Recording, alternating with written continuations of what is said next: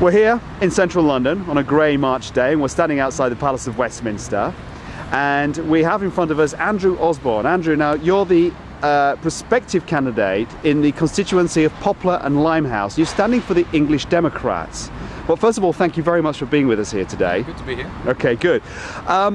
Question. The English Democrats, they're a small party, they're relatively new, they're not very well known yet.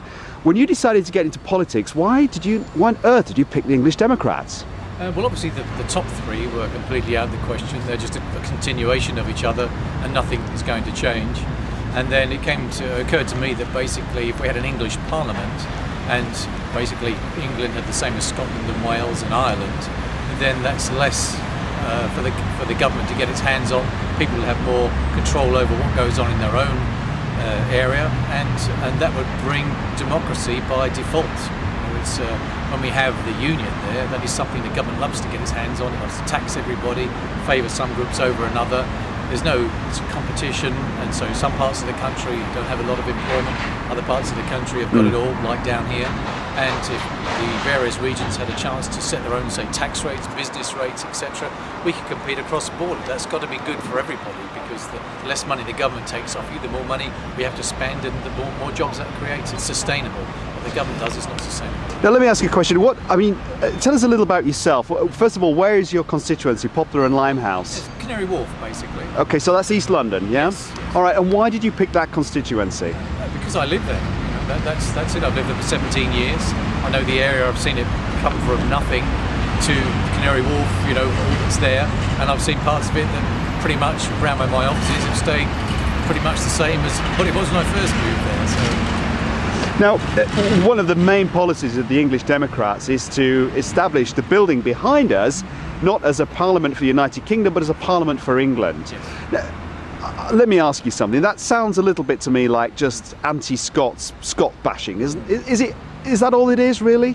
No, it's not at all. I mean, this is why I was so attracted to the party, because really they're actually for Scotland, they're for Ireland, they're for Wales, which the Union isn't. So that's the thing that attracted me. There's nothing wrong with being, a nationalist in your own country. I'm not a flag-waving nationalist as such. We want the same as what the Scots have got, which is their own parliament, the same as the Irish have, and the same as the British.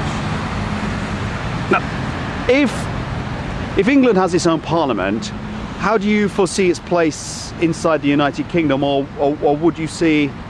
Well, you tell me. What would happen there? Well, our main policy is that we get the House of Lords taken away, for a better word, and have the English Parliament in there. The House of Commons is where the British or United Kingdom, whatever one of these sort of union names are that you want, that's where that is held. Right.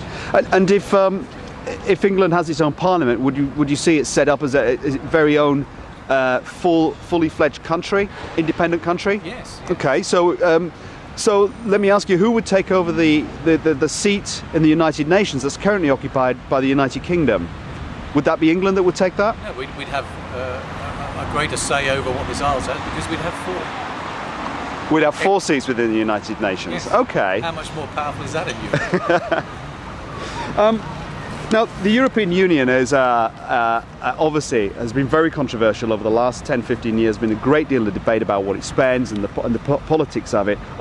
Can you explain to me, because one of the policies of the English Democrats is that they will leave the European Union. Is that right? Yes. All right. And if that was, we join EFTA is basically what we're not wanting to turn our back on Europe. They're our main trading partner, and always have been, always will be. We want to be in the European Free Trade Agreement, which all the wealthy, sensible countries like Liechtenstein, the Scandinavian countries and Iceland are all in, and it serves them great. They don't have to pay a great deal of money into it, and they get all the free trade across the borders, which is what we want. Free trade, without the government sticking their big nose into it and their hand and fists into it. So membership of EFTA would give us access to the European Union markets, but without the politics, without the expense of being a member of the European Union. We make our own laws. We don't have to be bound by their ridiculous laws, which seem to serve just the bureaucrats who are just creating jobs for themselves. I mean, we often say that most of those bureaucrats wouldn't get that job at that salary anywhere in the world. They'd probably be unemployable. But they've now created a lovely little market for themselves, and guess who's paying for it? Us. Let me ask you, I think a lot of people will be interested in without obviously going into too much detail, the mechanics of how, if the English Democrats were to win a majority in the building behind us, what the steps would be to put in place an English Parliament and then to have England withdraw from the European Union. What would be the actual steps that would take place?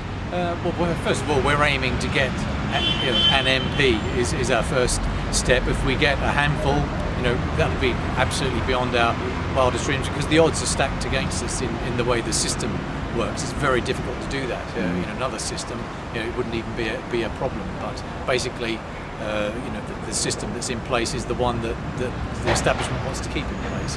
But to actually get out of the EU, I mean, yes, there'll be some wrangling, but the quicker the better. We'd hope to see that done within 6 months or a year, if not even less. The longer we stay in it, the less free trade, the less free we are, and the more they're taking out of our country. Let me go to an area that's has been a little bit controversial, and where there's possibly some misunderstanding between your policies and the policies of another party, and that party is the BNP, the British Nationalist Party.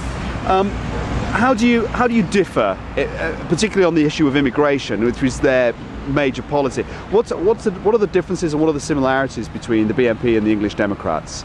Well, obviously people could say there's similarities, but we don't have the hatred of other people on our minds, or the dislike of other people. I've travelled the entire world, I've backpacked all over the globe to meet other peoples from all over the world, and as I said earlier, I'm for all the countries that want their independence from the very large totalitarian so-called democratic regimes which have been imposed on them. I want those people to have that. One of the occurrences that I had was that if you're bringing in lots of people into this country, mass immigration, isn't that the clearest indicator of all that you're going to do absolutely nothing for the country they came from? So therefore you're having to bring people over here so that certain groups of people can feel happy that they've done something.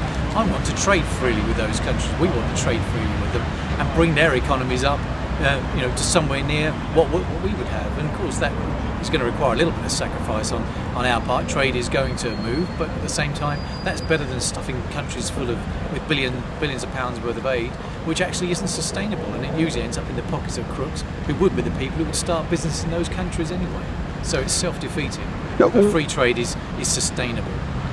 One of the policies, one of the comments in the manifesto, in the English Democrats' manifesto, is a repeal of the Human Rights Act. And part of the justification of that in the manifesto is that it's mainly benefited a lot of criminals, it's benefited a lot of people that it was never intended to help. But the flip side of that coin is it's also helped in many ways keep the government in the building behind us in check. How do you answer that criticism? No government will bring any legislation in that's actually going to keep them in check. It's a myth. That they always look at the intention, which is, yes, they're giving people rights, but they're giving them rights over and above your natural human rights, which is your common law rights, which is what we are big on, not these statutes and all these other things that then mean they don't have to look at how they're impacting the very same group on the other side of the coin. By giving somebody rights over somebody else, you're actually then creating prejudice, tension, and it's unfair. It's just completely unfair. You have your human rights. You don't need a bill to tell you that. You have your power. You don't need the government to tell you they're giving it back to you. It's your power. It's your rights. They can't take it away from you.